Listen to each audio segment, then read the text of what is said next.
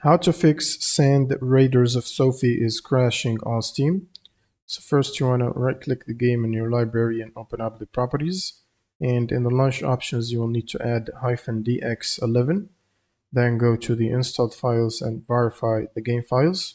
Now once this is completed you can close Steam and then you will need to open up your browser and head to this link, which is going to be in the description below.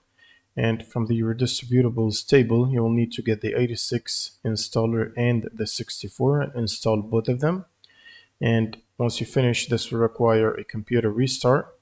So right after the restart, what you need to do is check if you have the latest GPU driver update.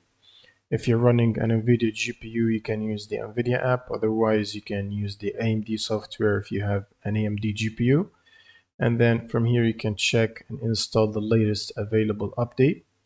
Now, all you need to do is launch Steam as admin, right click on Steam and run as admin, and then just launch the game from your library, and it should fix the crash problems. Thanks for watching and subscribe.